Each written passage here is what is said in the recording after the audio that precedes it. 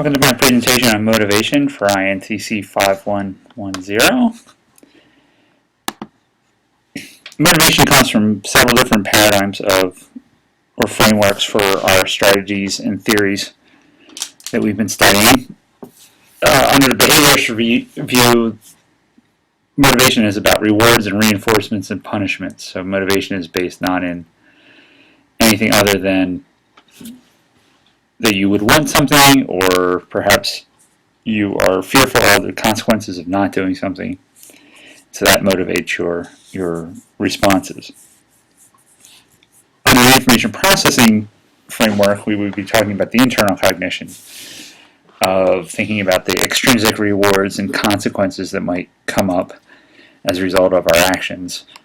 And it can also be intrinsic, which is cognition based upon our own internal dialogue or our own internal drives as to what we want or what we want to accomplish, and what our own understanding of the rewards and benefits and consequences of those. Another look at this is under an objectivist or constructivist comparison. The objectivists would say that we find motivation and then provide it to the learner. So in other words, we go out and we find things that the learner would want, and we provide those, or something that would have value to the learner, and we provide those when the learner performs. Constructivist view goes the other way and says that the person finds their own motivations based upon meanings that they associate with a particular choice or action, or actually any outcome, because they have personal meaning.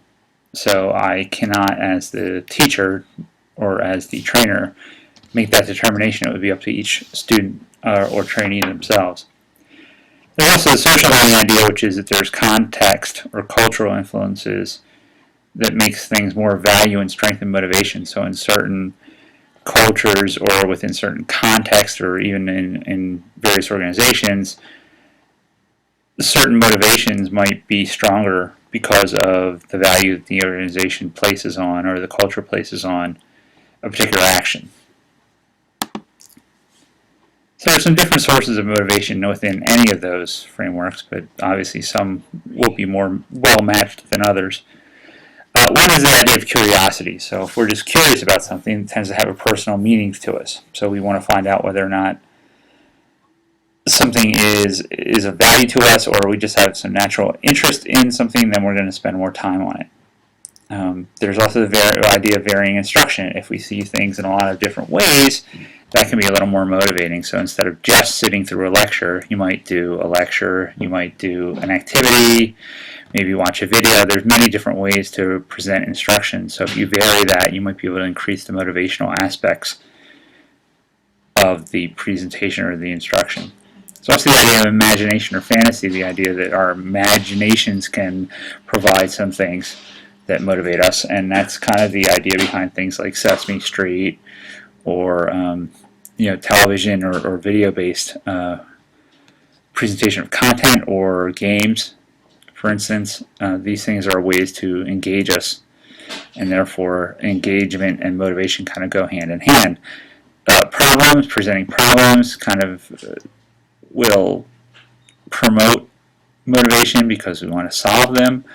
Choice or relevance as well. Choice gives us the idea that we're going to have an impact on something. We're going to make a choice about something, so that gives us a way to motivate ourselves because we have a responsibility.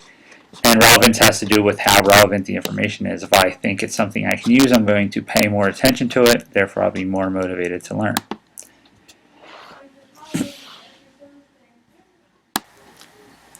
So motivation has a lot to do with goal setting and who sets the goal. So if it's set by the individual, or is it set by the instructor?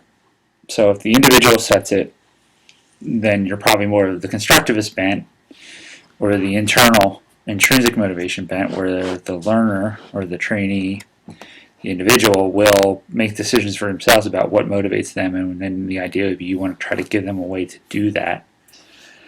Whereas the instructor is the one that sets it. In other words, the instructor would say that we're going to learn this, or we're going to improve performance X%, and they would set that goal, and then the idea would be the students would then buy into that goal and follow it.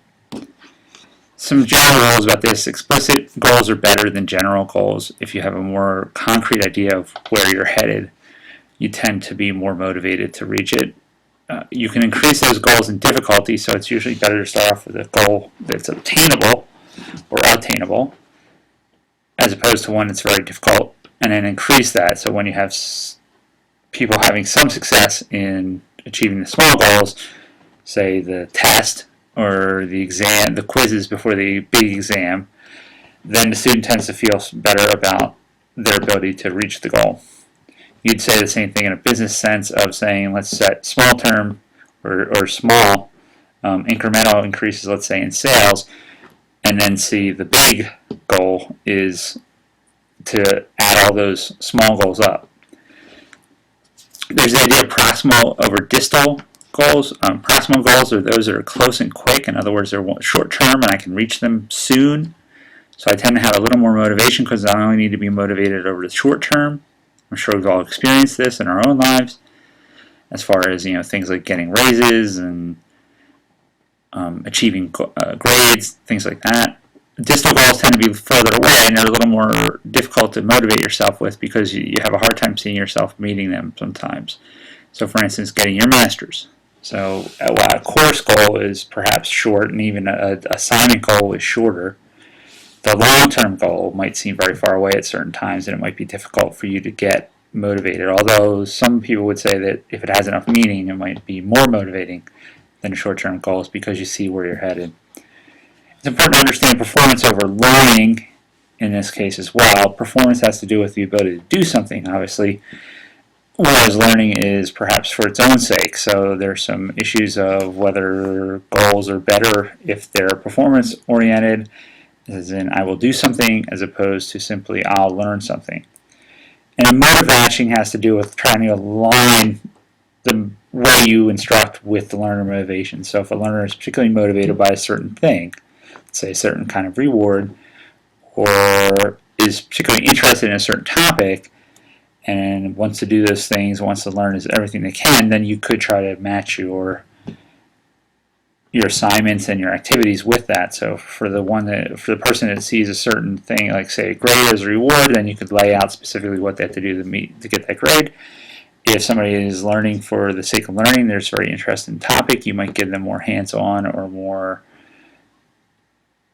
creative sorts of goals that they could then master or meet.